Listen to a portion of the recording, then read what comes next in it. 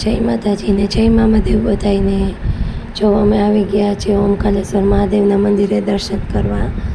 કેટલી બધી ત્યાં ભીડ છે। ત્યાં જે અમરનાથના દર્શન હતા, જે ઓમકાલેશ્વર મહાદેવનું મંદિર છે ત્યાં, તો અમે લોકો ધીમે ધીમે આગળ જવા માંડ્યા। ભીડ બહુ હતી, ગળદી બહુ હતી, તો અમે લોકો જો આગળ જઈએ છીએ, પબ્લિક બહુ બધી દર્શન કરવા માટે આવી છે।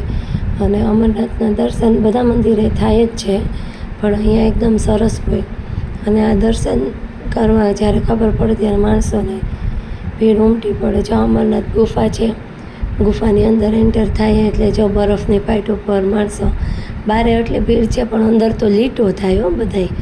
બરફ ઉપર હાલવું સહેલું તો નથી ભાઈ, એટલે થોડીક વાર મજા આવે, પછી તો પગ બગને ખોટા પડવા માંડે આપણા।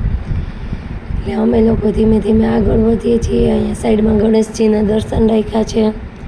ગણેશજીના દર્શન પછી ગોવર્ધનનાથના જે શ્રી કૃષ્ણના દર્શન રાખેલ છે। હવે જો ધીમે ધીમે અમે આગળ વધીએ। અહીંયા આ જગ્યા ઉપર પહોંચ્યા તો બહુ ભીડ થઈ ગઈ, કારણ કે મંદિર નજીક આવી ગયું એટલે મંદિરમાં અંદર પબ્લિક જઈ નથી શકતી, એટલે ભીડ વધી ગઈ।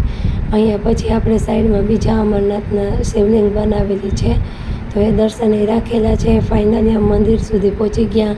પગો તો ખોટા પડી ગયા, કંઈ કામ નથી કરતા। અને તમે જોઈ શકો છો ડેકોરેશન એટલું સરસ મજાનું છે, અને ભક્તોની ભીડ એટલી બધી છે। ને ઓમકાલેશ્વર મહાદેવના મંદિરે અંદર જે શિવલિંગ છે એમના દર્શન છે। અંદર એ સરસ મજાની શિવલિંગ બરફની ગોઠવેલી છે, તો આ અંદરના દર્શન છે ઓમકાલેશ્વર મહાદેવ। સરસ મજાનું અત્યારે તો એવી જ ફિલિંગ આવે કે આપણે લાઈવ અમરનાથ મંદિરે આવી જ ગયા હોય। પછી અમે દર્શન કરીને ભાવેશ્વર મહાદેવે ગયા।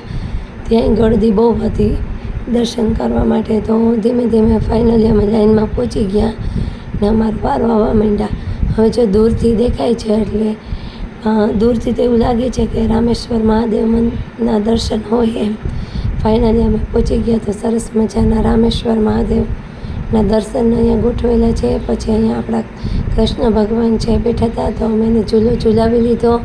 અને પછી બીજા એક બે મંદિરે જાઓ તો પણ ભીડ બહુ હતી, આ બે મંદિરે દર્શન કરીને અમે પાછા ઘરે નીકળી ગયા। તમે જોઈ શકો સરસ મજાનો મેળા જેવો માહોલ છે। હર હર મહાદેવ।